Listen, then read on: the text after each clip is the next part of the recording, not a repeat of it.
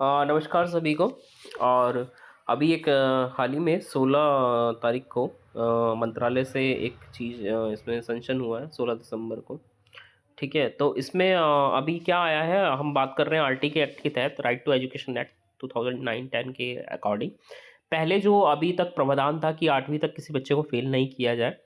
ठीक है, तो उसमें अब सरकार ने, भारत सरकार ने एक अहम फैसला लिया, उसमें चेंजेस करें। उसमें चेंजेस ये करें कि अब जो है हम 5th और 8th क्लास में जो बच्चों के रीटेस्ट एग्ज़ाम होते हैं, फाइनल एग्जामिनेशन होते हैं, या उनके हाफ ईयरली एग्जामिनेशन और फाइनल एग्जामिनेशन में जोड़ के जो टोटल रिजल्ट बनाया जाता है, उसके बेसिस पे हम बच्चे को नेक्स्ट क्लासेस में, अगर वो अपनी परफॉर्मेंस में अच्छा परफॉर्म नहीं कर पा रहा है, पासिंग क्राइटेरिया पूरे नहीं कर पा रहा है, मार्क्स पूरे नहीं कर पाता है, एलिजिबिलिटी क्राइटेरिया पूरा नहीं कर रहा है according two marks on the performance, तो हम बच्चे को सेम कक्षा में एक बार रीटेस्ट करने का चांस देंगे। उसके बाद अगर वो रीटेस्ट में भी पास नहीं हो पाता है, तो स्कूल को पूरा राइट रहेगा कि वो उसको सेम क्लास जो है रिपीट करवा सकते हैं। आइए देखते हैं, चर्चा करते हैं पूरा क्या लिखा है। तो आप स्क्रीन पे देख रहे हैं भारत का राजपत्र द गैजेट ऑफ इंडिया में ये साफ लिखा हुआ है। यहाँ पर मैं अगर डेट्स की बात करूँ तो नई दिल्ली, शनिवार 21 दिसंबर 2024 है ना यहाँ पर। और नीचे शिक्षा मंत्रालय, स्कूल शिक्षा और साक्षरता विभाग की अधिसूचना, नई दिल्ली 16 दिसंबर। ठीक है, 21 तारीख को निकल गया है वहाँ से, है ना, 16 को फैसला लिया गया होगा। तो इसमें लिखा हुआ है कि अनिवार्य बाल शिक्षा का अधिकार अधिनियम 2009 की धारा 3838 के उपधारा 2 के खंड के अंतर्गत शक्तियों का प्रयोग करते हुए निःशुल्क और अनिवार्य बाल शिक्षा का अधिकार नियम 2010 का संशोधन करने के निम्नलिखित नियम बनाती है। इन नियमों का संक्षिप्त नाम निःशुल्क और अनिवार्य बाल शिक्षा का अधिकार संशोधन, इसको संशोधन के रूप में पढ़ा जाएगा 2024। ये सरकारी राजपत्र में उनके प्रकाशन की तारीख को लागू होंगे। ठीक है, प्रकाशन की तारीख के लागू हो गए। तो उसमें निःशुल्क और अनिवार्य बाल शिक्षा का अधिनियम नियम 2010 के भाग 5 के पश्चात निम्नलिखित भाग अंतर्भुक्त है।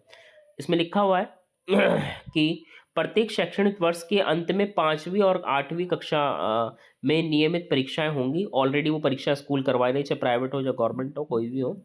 नियमित परीक्षा के संचालन के पश्चात यदि कोई बालक समय समय पर तथा यदि सूचना प्रणीत मापदंड को पूरा करने में असफल रहता है, तो उसे परीक्षा परिणाम होने की तारीख से 2 मास यानी 2 महीने की अवधि के भीतर पुनः परीक्षा के लिए अतिरिक्त अनुदेश तथा अवसर दिया जाएगा। तो जैसे कि कंपार्टमेंट टाइप एग्जाम होते हैं बोर्ड स्कूल क्लासेस में, 10th और 12th में, सेम इसी तरह 5वीं और 8वीं क्लासेस में बच्चे को जो है एग्जाम करवाते हैं। और एग्जाम करवाने के बाद यदि बच्चा पासिंग क्राइटेरिया कंप्लीट नहीं कर पाता है, जो पासिंग परसेंटेज है 33% है ना, 40% जो हम मानते हैं, 33 या 40 जो भी है, बेसिकली 33 है वो। ठीक है, तो अगर उसको पास नहीं होता इन एवरी सब्जेक्ट्स में, बाकी हम पासिंग ग्रेड लगा के भी अगर वो पास नहीं हो रहा है, तो हम बच्चे को सेम क्लास में जिन जिन सब्जेक्ट्स में वो फेल हो रहा है, उन क्लासेस में उस सब्जेक्ट में बच्चे का रीटेस्ट कंडक्ट करेंगे। और साफ इसमें लिखा है 2 महीने के अंदर ही करना है इसको, मतलब उसका पेपर बना के लेके, टेस्ट लेके, और रिजल्ट भी 2 महीने का पूरा समय इसमें दिया गया है। निर्दिष्ट पुनः परीक्षा में उपस्थित होने वाला बालक प्रोन्नति के मापदंड को पूरा करने में पुनः असफल रहता है, अगर वो दोबारा रीटेस्ट में बैठने के बाद भी फेल हो जाता है, ठीक है, तो 5वीं और 8वीं कक्षा में स्कूल से पूरी तरह से अधिकार है स्कूल के पास, according to this law act, है ना, जो इसमें परिवर्तन किया गया कि हम बच्चे को उसी कक्षा में रोक सकते हैं।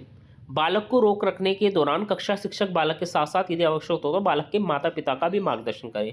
हाँ, ये जरूर होना चाहिए कि यदि अगर बालक की परफॉर्मेंस अच्छी नहीं चल रही, अभी दिसंबर चल रहा है ना, आज तारीख आपकी 26 दिसंबर हो गई है, तो अगर आप पेरेंट्स को अभी से गाइड करते हुए चले कि अच्छा नहीं कर रहा है, परफॉर्मेंस नहीं है, हाफ ईयरली में अच्छा नहीं था, मंथली में अच्छा नहीं था, एंड ऑलमोस्ट पीरियोडिक सेकंड यानी एग्जामिनेशन खत्म हो चुके हैं आपके मंथली वाले, तो हम बता सकते हैं कि सर ऐसा है, ये अच्छा नहीं चल रहा, आप इस पर घर पे मेहनत करिए। उसके लिए हम रिटर्न नोटिस भी दे सकते हैं, डायरी में लिख के दे सकते हैं, पेरेंट्स से भी रिटर्न एप्लीकेशन ले सकते हैं कि हाँ मुझे अवगत करवा दे गया, ताकि आगे कोई समस्या खड़ी ना हो कि हमें बताया नहीं। तो स्कूल का प्रमुख उन बालकों की सूची, और इसमें लिखा हुआ है जो स्कूल का प्रमुख है, प्रमुख जैसे प्रिंसिपल है, वाइस प्रिंसिपल है, कोऑर्डिनेटर है, या क्लास टीचर्स भी हैं, तो वो लिस्ट बना लीजिए इसकी प्रो, किन किन बच्चों को रोका जाने की संभावना बन रही है, कौन स्लो लर्नर है, उसकी उसकी पूरी अपनी रिपोर्ट बना लो, है ना। अब उसमें बालक के समग्र विकास को पाने के लिए परीक्षा और पुनः परीक्षा साक्षात आधारित परीक्षाएं परीक्षाएं होंगी तथा ना कि याद करने और प्रयात्मक कौशल पर आधारित होंगी। तो वो कह रहा है कि जो पेपर बनाया जाएगा रीटेस्ट का, उसकी भी जो लेवल होगा वो लेवल सेम वही होगा जो पहले परीक्षा में दिया गया था। ना तो वो ईजी हो और ना वो ज़्यादा टफ हो, मतलब उस पेपर को लेके ये परिणाम ना लेगा कि कहीं ऐसा ना हो कि आप बच्चे को जानबूझ के फेल कर रहा है स्कूल। तो ऐसी भी कोई शिकायत ना आए, क्योंकि ऑलमोस्ट शिक्षा का अधिकार सभी का है, शिक्षा पाने का अधिकार सभी का है। तो हमें अपनी एक ऐसी ऐसी कोई इंटेंशन भी नहीं होनी चाहिए कि बच्चे को फेल करना। उसका लेवल ऐसा रखा जाए बच्चे के अकॉर्डिंग, या उसके अकॉर्डिंग रखा जाए कि बच्चा उसमें पास होने की पूरी पूरी संभावना भी रखता हो, ऐसा नहीं हो कि बच्चा फेल ही हो जाए। ठीक है, तो वो कह रहा है कि लेवल सेम रखना है। साफ साफ उन्होंने मेंशन कर दिया, हो सकता है आगे इस चीज़ में प्रॉब्लम आ जाए कि लेवल थोड़ा हार्ड कर दिया। नहीं नहीं, बिल्कुल लेवल सेम करना है।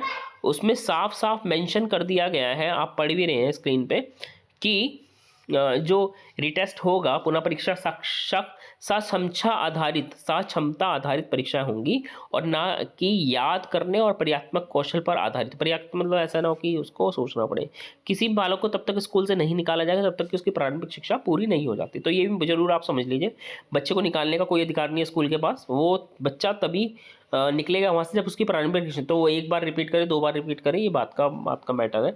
ठीक है, आशा करता हूँ कि आप इसको पूरा जो आया है उसको आपने समझ लिया होगा। आप चाहे तो स्क्रीनशॉट ले लीजिए, स्क्रीनशॉट लेने के बाद आप इस फाइल को पूरा पढ़ सकते हैं, बाकी गवर्नमेंट की साइट पे अवेलेबल है। ठीक है, आशा करता हूँ कि आपको ये चीज़ें समझ में आ गई होगी और आप इस बात को पेरेंट्स से भी ज़्यादा से ज़्यादा साझा करें। ठीक है, और लोगों से भी साझा करें ताकि उनको इस नियम के बारे में, जो परिवर्तन हो उसके बारे में पता चले। ओके, धन्यवाद। Have a nice day.